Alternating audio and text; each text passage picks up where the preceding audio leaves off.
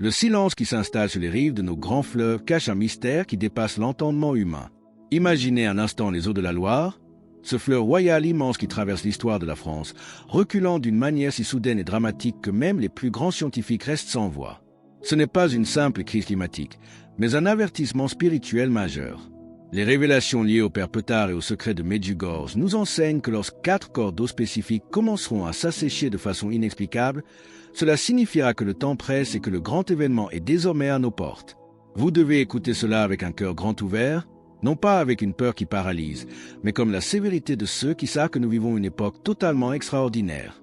Les pierres surgissent là où l'eau régnait en maître et les communautés riveraines abandonnent des terres habitées depuis des générations. Pourquoi la Loire porte-t-elle ce poids symbolique? Ce fleuve, indissociable de Saint-Martin et des racines chrétiennes de notre pays, porte en lui un appel spirituel à la simplicité et à la conversion radicale que notre nation a trop longtemps ignorée. Comme petit merci de nous rejoindre aujourd'hui, nous offrons un moment de bénédiction partagée. Commentez avec le mot « foi » si vous êtes ouvert à recevoir une pensée finale spéciale dédiée à tous ceux qui participent. Et s'il vous plaît, appuyez sur « j'aime » si vous appréciez ce moment. Restez bien avec nous, car au fur et à mesure que notre histoire se déroule, nous découvrirons une perspective sur ces signes prophétiques qui pourraient vraiment vous surprendre. Lorsque les eaux de la Loire reculeront au-delà de tout point de retour, ce sera comme si un dernier appel invisible retentissait, une ultime opportunité de comprendre que notre manière de vivre doit être radicalement repensée à la lumière de la foi. Ce premier grand signe visible se déroule sous nos yeux, mais très peu de personnes possèdent la clarté spirituelle nécessaire pour le reconnaître pour ce qu'il est vraiment. La nature commence à parler une langue oubliée, celle des signes précurseurs envoyés par la Vierge Marie pour réveiller les âmes endormies avant que les événements ne s'accélèrent. Mais ce fleuve n'est que le tout premier jalon d'un bouleversement beaucoup plus vaste et mystérieux qui s'étend déjà vers des régions totalement insoupçonnées. Alors que le premier fleuve s'épuise, un second flot commence à vaciller là où personne ne l'aurait cru possible, ouvrant la voie à une révélation encore plus saisissante. Le second fleuve se trouve plus au sud, et cela va sans doute vous surprendre, car lorsque l'on évoque la sécheresse ou le manque d'eau, notre esprit se tourne instinctivement vers d'autres continents ou des terres lointaines et arides. Pourtant, les révélations associées au Père Petard pointent directement vers le cœur même des Alpes françaises, vers les affluents majeurs du Rhône, qui commenceront à présenter un comportement hydrique totalement anormal. Nous ne parlons pas ici de petites rivières secondaires ou de ruisseaux saisonniers, mais de corps d'eau qui ont toujours été considérés comme inépuisables, symboles d'une abondance extrême et d'un excès de vie alimenté par les glaces éternelles. La diminution de ces cours d'eau ne bénéficiera pas de la même visibilité immédiate que celle de la Loire. Elle débutera de façon beaucoup plus silencieuse, presque imperceptible pour le commun des mortels.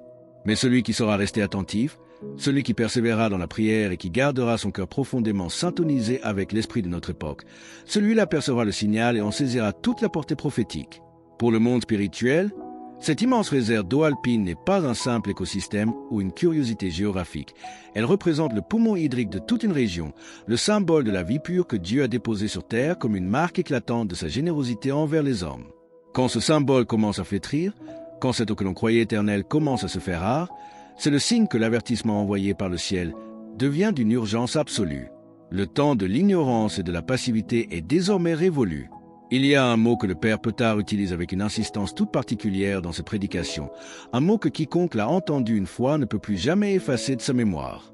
Ce mot puissant, c'est la conversion. Il ne s'agit pas ici d'un concept théologique abstrait, ni d'une réflexion intellectuelle que l'on pourrait repousser à plus tard. La conversion est présentée comme une urgence vitale, comme l'unique réponse humaine et spirituelle possible face à ce qui est en train de se révéler sous nos yeux. Peut-être vivez-vous depuis des décennies en étant une personne droite, honnête, fréquentant régulièrement la messe et récitant fidèlement votre chapelet chaque jour. Mais la conversion, au sens profond où l'entend Medjugorje, va bien au-delà des habitudes extérieures. C'est un véritable retournement intérieur, une décision radicale de laisser définitivement derrière soi tout ce qui peut nous séparer de l'amour de Dieu, sans jamais regarder en arrière. Les fleurs qui s'assèchent sont les sentinelles visibles qui précèdent la nécessité absolue de poser ce choix majeur. Alors que la pureté des sources alpines commence à s'estomper dans le silence, un autre cours d'eau s'apprête à lancer un avertissement encore plus direct, touchant cette fois le cœur battant de la vie moderne et urbaine de notre pays. Le troisième fleuve est la Seine. Ici, le poids de la prophétie devient encore plus concret et saisissant pour chacun d'entre nous, en particulier si vous résidez dans la grande région parisienne ou si vous avez des enfants et des petits-enfants qui vivent dans les grandes métropoles dépendantes de ce bassin hydrographique majeur. La Seine constitue la véritable épine dorsale du système économique, logistique et hydrique de la région la plus densément peuplée de France. Les infrastructures qui dépendent de ce cours d'eau historique alimentent et font vivre des dizaines de millions de personnes au quotidien. Lorsque son niveau a baissé de manière inquiétante par le passé, le pays tout entier en a ressenti les secousses, que ce soit à travers les restrictions d'eau, les inquiétudes pour le transport fluvial ou cette sensation soudaine de vulnérabilité qui s'installe inévitablement en nous. C'est le moment précis où l'on réalise que ce que nous avons toujours considéré comme un acquis absolu et éternel peut tout simplement disparaître du jour au lendemain. Ce que les révélations indiquent pour l'avenir, ce n'est pas une simple crise environnementale passagère de la Seine, mais bien une situation définitive et historique. Ce sera un tarissement extraordinaire qui ne pourra pas être résolu par le retour passager des pluies saisonnières, car il sera intimement lié à un moment très spécifique de notre histoire humaine. Ce moment coïncidera précisément avec le début de la manifestation concrète des tout premiers secrets de Medjugorje dans le monde. Lorsque ce fleuve emblématique donnera les signes qui sont décrits dans les prophéties, lorsque le niveau des eaux atteindra un point critique capable de paralyser non seulement l'activité habituelle, mais aussi la sensation même de normalité de la vie urbaine française, nous saurons que le grand événement n'appartient plus au futur lointain. Il sera là, sur le pas de notre porte. Vous qui avez avancé dans l'âge, vous vous souvenez certainement de la France d'avant. Vous vous rappelez une vie plus simple, plus profondément connectée au sacré, rythmée par les saisons et habitée par un respect sincère pour la création divine. Peut-être ressentez-vous parfois cette douloureuse impression que le monde a perdu cette essence au fil du temps, qu'il est devenu plus rapide, plus froid, plus technologique et terriblement amnésique de Dieu. Cette sensation que vous portez en vous n'est pas de la simple nostalgie humaine, c'est une véritable intuition spirituelle. C'est votre cœur qui reconnaît avec justesse que quelque chose est sorti des rails de la vérité et que les conséquences spirituelles et matérielles de cette rupture sont en train de nous rattraper. Les fleuves asséchés sont le miroir terrestre de cet éloignement du ciel. Ils reflètent ce qui se produit inévitablement lorsqu'une nation oublie que l'eau n'est pas une simple ressource à exploiter, mais un don sacré du Créateur. Lorsque l'humanité traite le sacré avec détachement et cupidité, les bénédictions divines se retirent lentement, douloureusement. Quel autre signe faudra-t-il alors pour réveiller les consciences avant l'ultime tarissement qui touchera la terre la plus sainte de notre pays? Le quatrième fleuve est peut-être le plus symbolique et le plus bouleversant de tous. Ce n'est pas un des géants de l'hydrographie européenne que vous vous attendriez à trouver sur cette liste prophétique. Il s'agit d'un cours d'eau plus humble, mais qui traverse une région de profonde tradition religieuse, une terre de dévotion mariale intense où la foi s'est transmise de génération en génération comme un héritage précieux. C'est le Gave de Pau, la rivière qui coule au cœur même de Lourdes, là où la Vierge Marie a posé ses pieds sacrés. C'est un lieu béni où, aujourd'hui encore, les processions au flambeau illuminent la nuit, où l'image de Notre-Dame est portée avec des larmes de gratitude et des chants d'espérance, et où la foi n'est pas une simple performance extérieure, mais une réalité vécue. C'est précisément pour cette raison que l'assèchement de cette eau aura un impact radicalement différent des trois autres signes.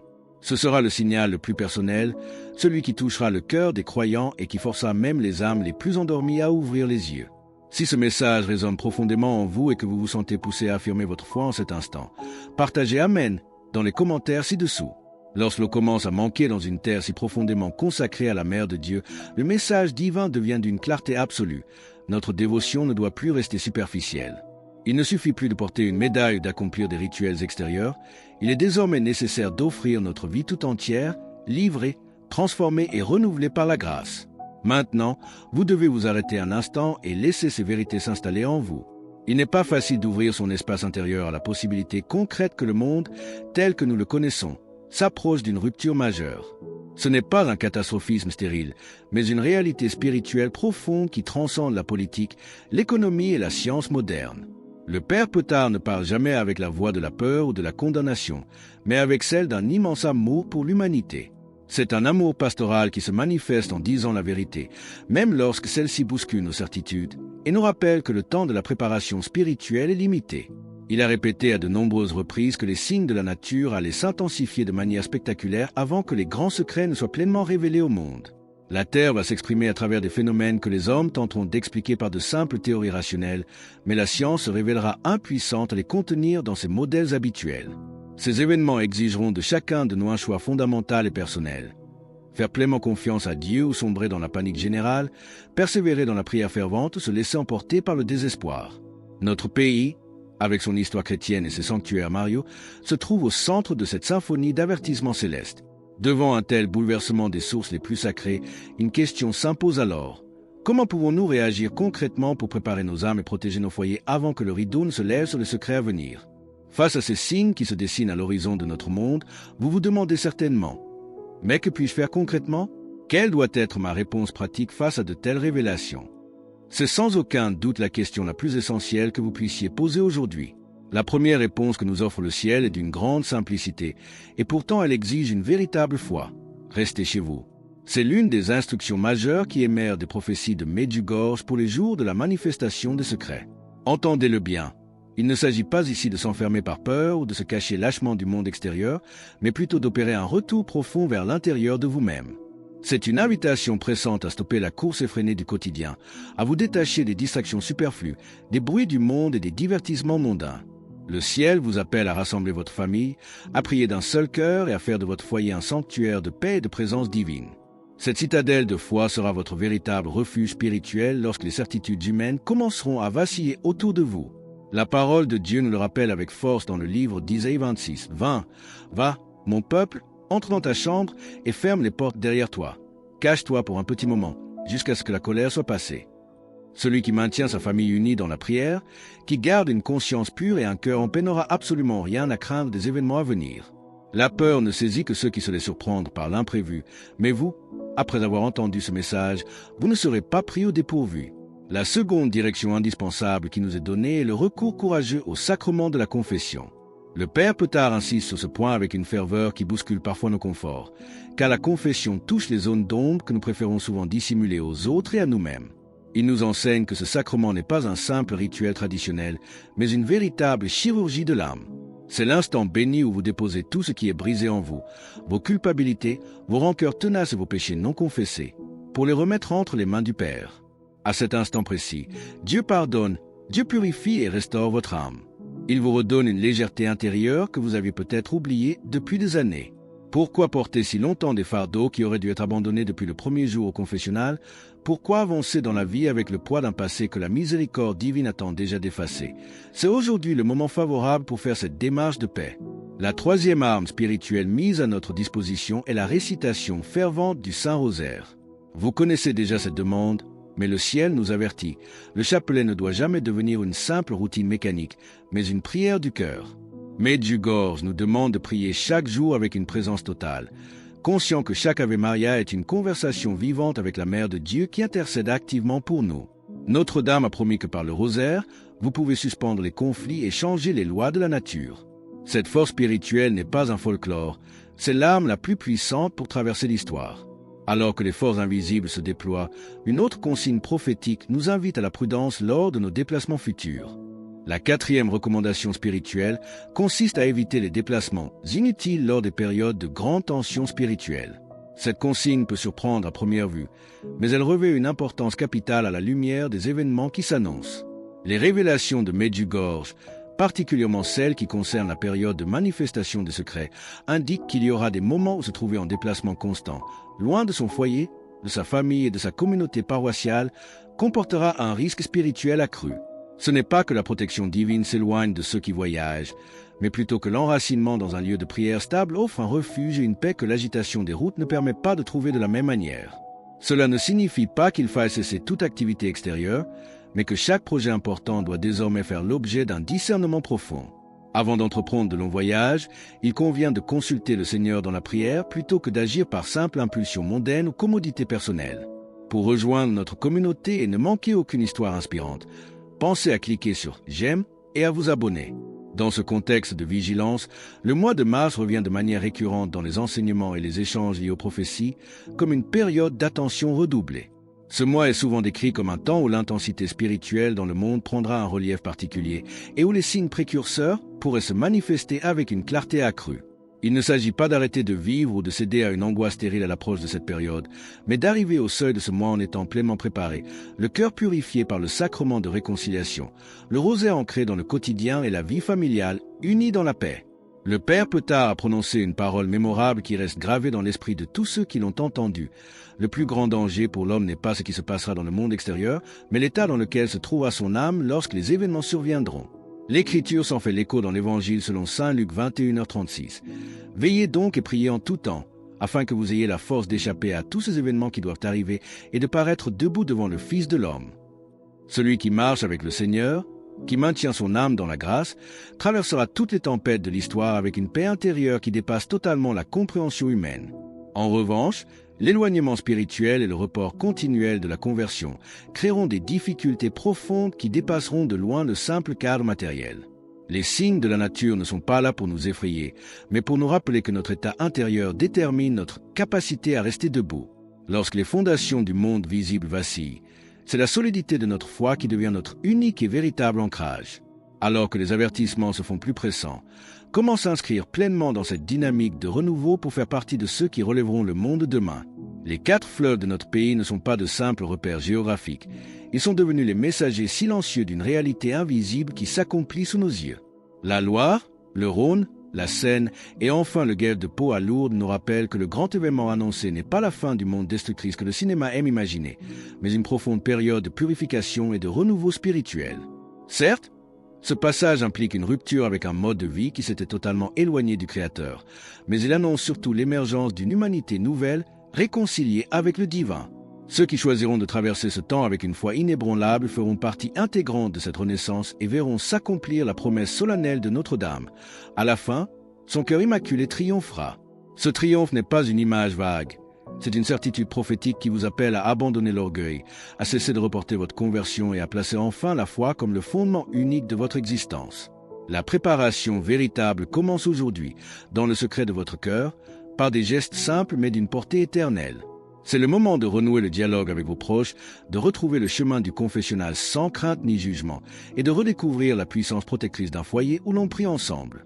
Le Père Petard nous rappelle que la Vierge Marie ne pleure pas par faiblesse, mais par un amour immense pour ses enfants, cherchant à sauver chaque âme avant que le temps de la préparation ne laisse place à celui du témoignage. Tout ce qu'elle nous demande est à notre portée. Prier, jeûner, se confesser, pardonner et mettre Dieu au centre de chaque décision quotidienne. Une âme en état de grâce n'a absolument rien à craindre des bouleversements du monde, car elle sait qu'elle est en sécurité entre les mains du Père.